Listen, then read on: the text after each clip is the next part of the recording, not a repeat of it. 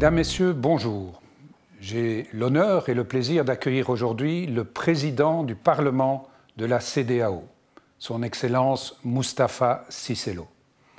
Le parcours de notre invité s'apprécie tant au niveau national qu'à l'échelle sous-régionale, puisqu'il a occupé plusieurs hautes fonctions politiques et exécutives au sein de son pays, le Sénégal, avant d'être à la tête de nombreuses structures et organisations sous-régionales, puis à la présidence du Parlement de la Communauté économique des États de l'Afrique de l'Ouest. Nous aborderons avec lui les sujets d'interaction entre deux continents, l'Afrique et l'Europe. Monsieur le Président, bonjour, merci d'avoir accepté notre invitation. Merci.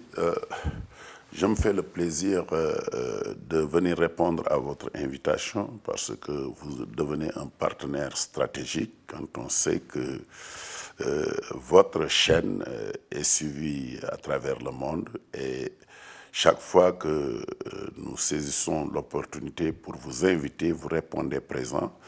Et j'ai eu le plaisir de vous dire que j'ai invité votre chaîne de Dakar pour l'ouverture de la session ordinaire, dite session budgétaire du Parlement de la Communauté à Abuja, qui va s'ouvrir le 20 à Abuja. Et vous m'avez confirmé de m'envoyer un journaliste, donc et je pense qu'on poursuivra le débat à Abuja. Fort bien. Alors, vous êtes à Bruxelles pour prendre part à plusieurs événements. Et notamment aussi dans le monde du cinéma, parce qu'il faut soutenir le cinéma africain d'une manière générale. Les organisateurs souvent invitent des figures connues du continent ou mettent à l'honneur un pays en particulier ou invitent des personnalités éminentes, comme c'est le cas aujourd'hui avec vous. Quel regard portez-vous sur le cinéma africain aujourd'hui ?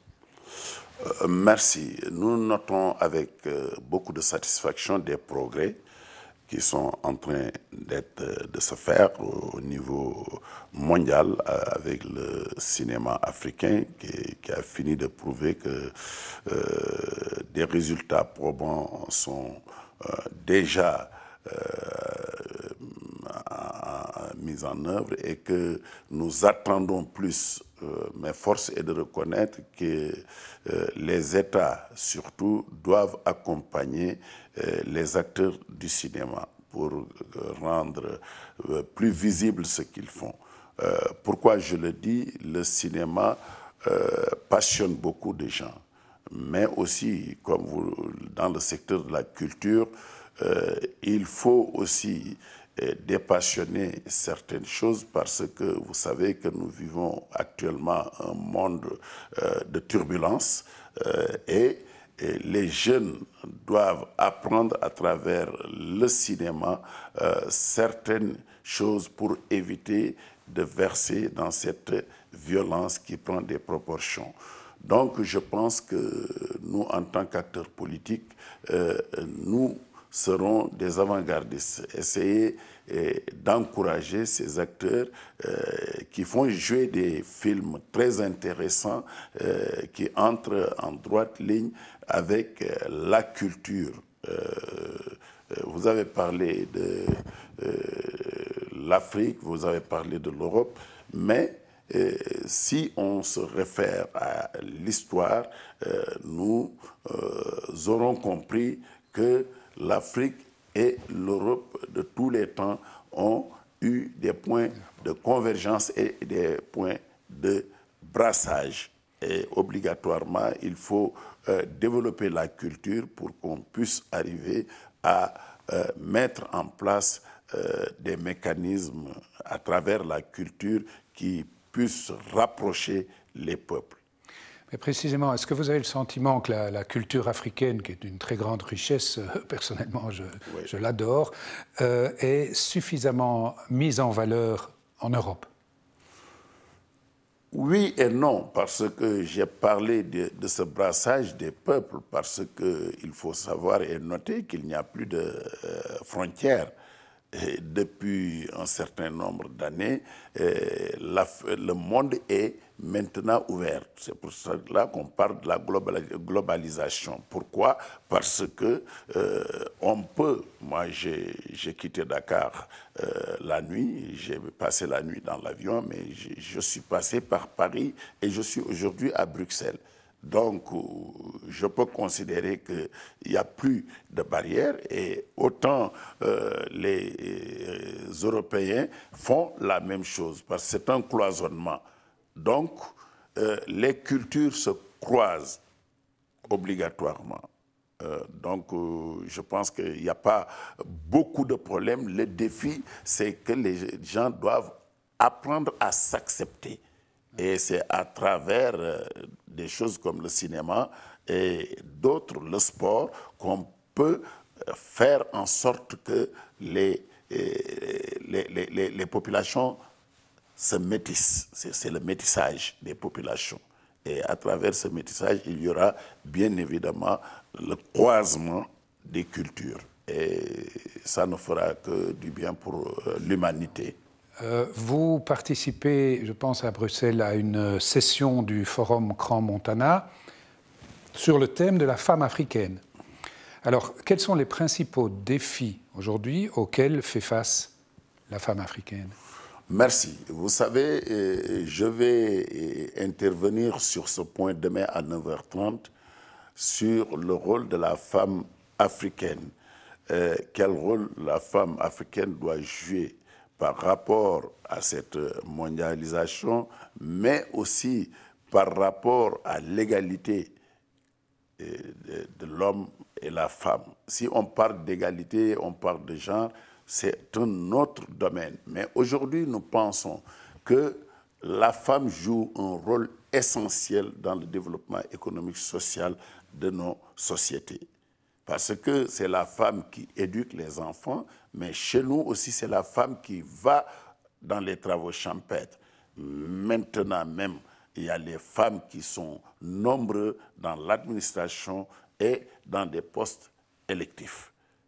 Au Sénégal, mon pays, nous sommes allés de la femme qui était considérée comme une femme de ménage à des femmes ministres et des femmes élues partout.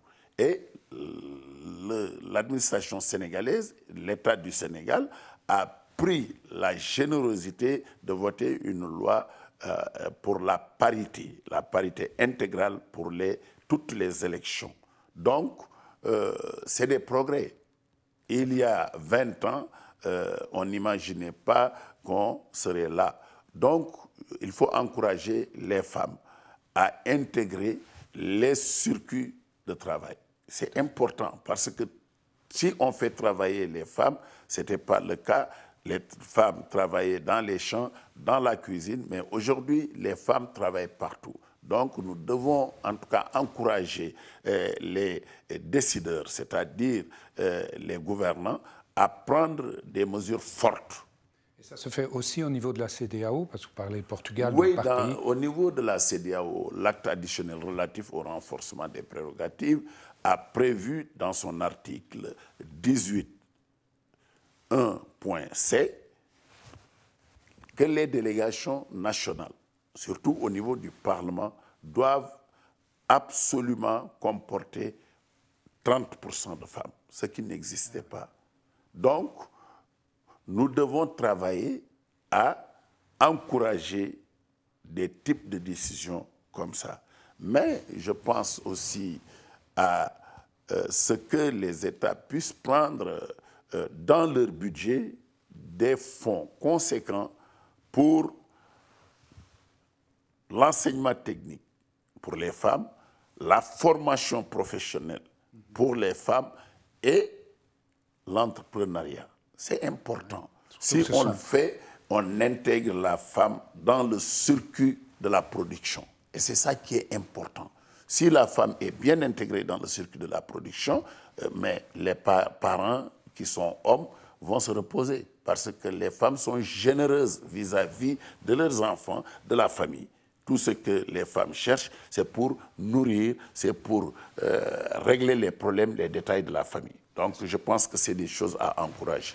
Deux mots sur la jeunesse. La jeunesse africaine est la plus importante du monde. En même temps, elle est parfois un peu désœuvrée, puisque 60% de la population qui est au chômage au niveau du continent est composée de jeunes. Alors qu'est-ce que la CEDEAO propose pour, je dirais, améliorer le statut des jeunes en Afrique? Je parle aux jeunes de ma région, de l'Afrique. Je leur demande de rester en Afrique, de se concentrer au travail. Si je le dis, vous me parlerez, oui, les jeunes n'ont plus de travail, n'ont plus d'espoir. Non, je ne pense pas que ça soit ainsi. L'Afrique est un continent très riche. L'Afrique va constituer le hub du XXIe siècle. L'Afrique va constituer le grenier de ce monde. Je pense que vous n'êtes pas censé ignorer que notre population est très jeune, vous l'avez dit. Mais aussi, nous conservons l'essentiel des terres arables. Et nous avons des cours d'eau, nous avons du soleil, nous avons la pluie. Mais nous avons des ressources naturelles. Pourquoi les jeunes ne se focalisent pas dans ce travail? Aller au champ, comme j'ai fait. Moi, je suis dans les champs. Je suis un homme politique, mais je travaille dans les champs. Je travaille dans l'élevage, je travaille dans l'agriculture. Si nous nous approprions ces potentialités importantes dans l'agriculture, mais tout le monde va venir nous trouver chez nous parce que nous avons tout pour réussir. Donc, il y a un travail de sensibilisation qu'il faut faire. Il y a un travail de formation qu'il faut faire pour fixer les jeunes au terroir. C'est ça qui est important et fondamental. Je pense que nous avons notre devoir à jouer. Nous devons travailler, faire tout en tant qu'homme politique pour que ces jeunes restent dans leur terroir. Sur la position de la CEDEAO, quels sont ses rapports avec les autres ensembles régionaux d'Afrique? Au niveau du Sud, au niveau de l'Est, quelles sont les relations? Vous savez, l'Afrique est constituée par des sous-blocs, c'est-à-dire des sous-régions. Donc, il y a l'Afrique centrale, il y a l'Afrique de l'Est, il y a l'Afrique de l'Ouest. Donc, ces blocs qui se sont constitués sont là, mais n'empêche qu'il y a l'Union africaine qui stabilise la région. Et au niveau de l'Union africaine, il y a des progrès parce que cette organisation, reconnue par tout le monde, par les Nations Unies, reconnue par la CEDEAO, la structure sous-régionale dont j'appartiens, est en train de travailler pour harmoniser les politiques au niveau de l'Afrique. Il y a la ZLECAf qui a été adoptée par les États et qui sera mis en œuvre bientôt. Et en bas, au niveau de notre sous-région, la CEDEAO, il y a la monnaie unique qu'on est en train de mettre en bas, parce qu'il y a une convergence sur cette monnaie. On va y venir. Voilà. On va y venir. Monsieur le Président, on va faire une petite interruption et je vous retrouve après la pause. Vous aviez évoqué il y a 2 minutes l'écho. En fait, parfois on a l'impression que c'est encore un peu un vœu pieux. On se demande qu'est-ce qui entrave la réalisation de cette monnaie commune en Afrique de l'Ouest, quand on voit combien la CEDEAO a réussi à intégrer 15 pays, des pays de puissance économique très différentes, puisque le Nigeria est super puissant, puis il y a des pays de plus petite importance. Donc c'est une belle réussite. Mais là, il y a un point de discussion dont je vous demande de nous expliquer les avancées actuelles et à venir. Oui, mais il y a des avancées notoires. Vous savez bien que c'est un très vieux projet, parce qu'il date de 1975. Et lors de la création de la CEDEAO. Et vous savez que l'Afrique de l'Ouest était confrontée à des problèmes multiples. Il y avait des défis liés à l'insécurité, il y avait des coups d'État au niveau de l'Afrique de l'Ouest. Donc, ce projet ne pouvait pas évoluer parce qu'il y avait l'instabilité de cette sous-région, quelque part. Il y avait des guerres civiles au niveau du Libéria, de la Sierra Leone et un peu partout. Donc, c'est un projet qui ne pouvait pas évoluer. Mais aujourd'hui, pendant qu'au niveau de la CEDEAO, on a déjà un sous-bloc économique qui est l'UEMOA, qui travaille sur les convergences macroéconomiques, qui travaille sur la monnaie, parce que nous avons déjà une monnaie commune de 8 États qui se trouve être le franc CFA, et les autres ont leur monnaie. Donc, nous sommes en train de travailler pour harmoniser pour les autres monnaies. Mais vous l'avez dit tout à l'heure, il y a le Nigeria qui est la première puissance économique de l'Afrique, a fortiori de la CEDEAO, et donc qui est la locomotive de la CEDEAO. Donc, il va falloir travailler, voir comment le Nigeria pourrait être un peu plus flexible pour qu'on puisse arriver à harmoniser et faire la jonction des autres monnaies avec le franc CFA. Aujourd'hui, je pense que beaucoup de pas ont été franchis parce qu'au niveau de la CEDEAO, il y avait une task force présidentielle dirigée par le président Issoufou qui se trouve être le président en exercice de la conférence des chefs d'État et de gouvernement de la CEDEAO pour accélérer le processus d'aller à l'horizon 2020 à mettre en place cette monnaie unique. Et je pense que les pays se sont accordés sur cette date butoir qui est l'horizon 2020 qui est très proche. Ce n'est pas très évident, mais ce qui est intéressant, c'est le fait d'arriver à discuter, de trouver des plages de convergence, d'utiliser les ministres des Finances, les ministres de la coopération pour travailler à harmoniser les politiques pour avoir une convergence sur beaucoup de points. Donc, je pense qu'il y a de l'optimisme parce que peut-être si même en 2020, on ne pourrait pas démarrer, peut-être en 2021, 2022, on pourrait démarrer. Mais c'est très intéressant. Moustapha Cissé Lo, vous êtes un grand partisan de l'adhésion du Maroc à la CEDEAO. Est-ce que la communauté est capable d'accueillir un nouveau membre? Et que peut apporter le Royaume à ce grand ensemble? Moi, je vois le Maroc comme étant le premier partenaire de la CEDEAO.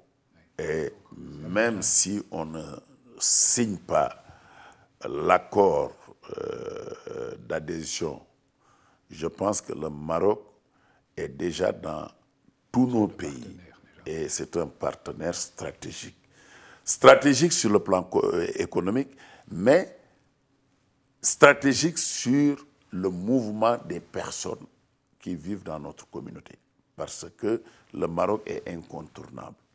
Donc, autant prendre ce pays frère, ami, avec qui nous partageons beaucoup comme partenaire et l'accepter dans notre communauté, je pense objectivement que les États de la CEDEAO sont très ouverts à ce dialogue. Il y a des points qu'il faut régler.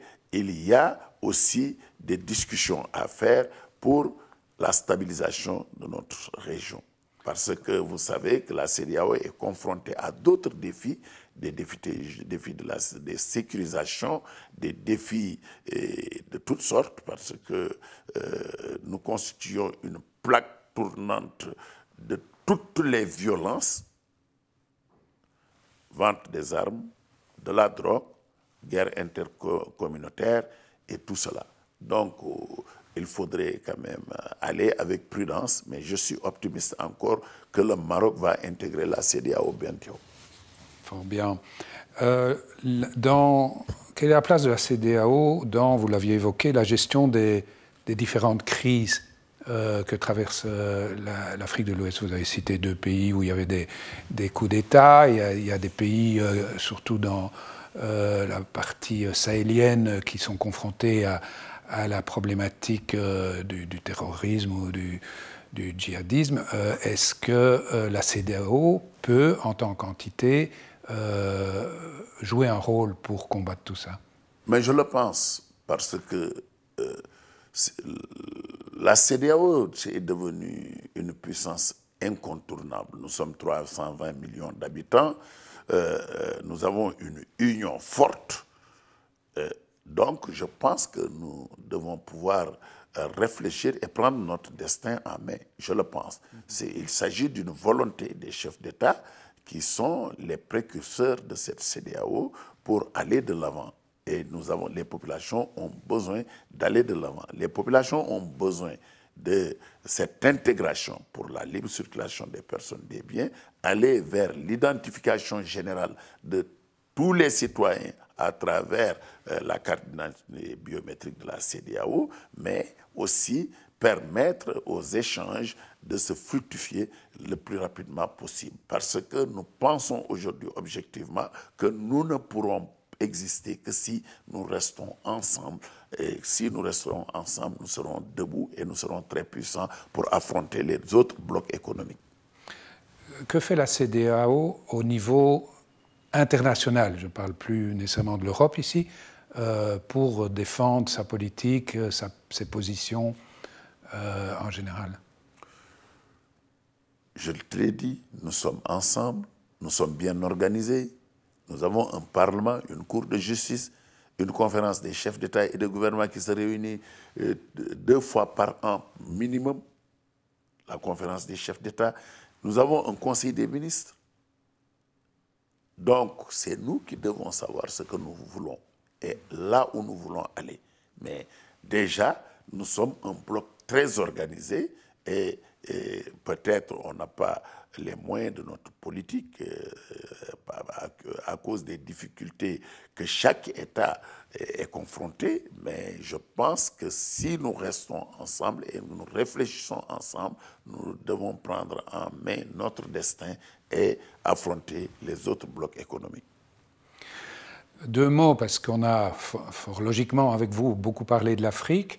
L'Europe, au contraire des Chinois ou d'autres parties du monde, a une position, je dirais, un peu de gendarme de la démocratie, et cette position ne plaît pas toujours, et on peut le comprendre. L'Europe donne un peu l'amer sentiment à une majorité d'Africains qu'elle n'a pas beaucoup de considération pour l'Afrique ou pour ses dirigeants avec une telle attitude. Donc, le précepte, c'est de dire qu'on attend qu'un État soit démocratique ou suffisamment démocratique et respecte les droits de l'homme avant d'envisager de la collaboration, de la coopération. Est-ce que ce n'est pas un paradigme un peu dépassé et que finalement on peut se dire tous les États africains méritent qu'on puisse collaborer avec eux et que plus on fait du développement, plus on atteint une bonne gouvernance et un état de démocratie au sens large du terme? Bon, moi, je partage cette position de l'Occident parce que je pense que nous vivons le 20e et 21e siècle. On ne peut plus accepter certaines pratiques peu orthodoxes dépassées dans les États, comme dit, des pays sous-développés. Parce que le sous-développement, c'est un peu relatif. Mais aujourd'hui, si nous interrogeons l'histoire, nous allons nous convaincre nous-mêmes, savoir que les gens maintenant ont une autre culture de la vie, les populations de ces pays sous-développés. Et les populations veulent la démocratie. Elles veulent l'état de droit. Elles veulent la bonne gouvernance pour tirer profit des ressources dont dispose l'Afrique. Donc, forcément, dans un monde ouvert, globalisé, où les enjeux sont multiples et que l'Occident a des intérêts dans nos pays, nous avons nos intérêts dans les pays de l'Occident, il faudrait une surveillance multidimensionnelle pour sauvegarder les intérêts des uns et des autres. Donc c'est la raison pour laquelle certains vont critiquer l'Occident de s'émixer dans les politiques étrangères des pays sous-développés, mais c'est de bonne guerre. Je pense aujourd'hui que nous, en tant qu'Africains, en tant que militants ou citoyens des pays sous-développés et en voie de développement, nous devons prendre en charge cette question et essayer de moderniser la gestion de nos États avec beaucoup plus de rigueur et savoir que les citoyens réfléchissent et regardent ce qui nous gouverne, ce qu'ils font. Tant qu'on ne fera pas ça, il y aura l'instabilité politique, il y aura encore des coups d'État, il y en a, ou bien des présidents qui fuient. Vous avez vu des présidents qui ont fui parce qu'il y a les populations qui sont descendues dans les rues et vraiment, ce n'est pas intéressant. Je pense qu'il faut instaurer des mécanismes qui puissent permettre de choisir les dirigeants pour nos pays et que ces dirigeants soient conscients qu'ils ont été élus pour faire avancer les choses, mais ce n'est pas pour instaurer des dictatures ou bien de la violence dans nos pays. Je terminerai par un défi également qui touche aussi bien l'Afrique que l'Europe, c'est celui des migrations. Quel est le meilleur moyen, à vos yeux, de gérer tous les aspects de ce phénomène? Fixer les jeunes, parce que la migration, c'est la jeunesse. La jeunesse, c'est ces jeunes en quête de travail, en quête de richesse, et qui n'ont plus d'espoir, parce que les politiques qu'on mène ne peuvent pas répondre à l'attente et à l'aspiration de ces jeunes dans nos pays. C'est la vérité. Les jeunes qui n'ont pas d'espoir sont obligés d'aller chercher un Eldorado meilleur dans les États plus riches que nous. Il faut donc essayer de les fixer en mettant en place des projets structurants, bien ficelés, bien contrôlés, pour que ces projets ne soient pas captés par des ennemis, comme je l'ai dit, du développement, parce qu'il y a des gens qui ne travaillent pas, qui captent des projets, qui les utilisent à d'autres fins et qui laissent les jeunes mourir de faim. Donc il va falloir donc, une réorganisation de la gestion au niveau de nos États pour que les budgets et l'aide internationale qui arrive dans nos pays puisse aller vers les populations et ne soit pas captée pour faire autre chose. Je le pense objectivement que c'est seul cela qui pourra nous permettre de vraiment sédentariser les jeunes qui veulent partir en exode et aller dans les eaux troubles de la Méditerranée ou du désert où se font captiver pour des esclaves. Nous arrivons à la fin de notre émission. Monsieur le Président Cicelo, je vous remercie pour votre passionnante intervention. Pour ma part, je vous retrouve, chers téléspectateurs, dans une semaine pour une prochaine émission.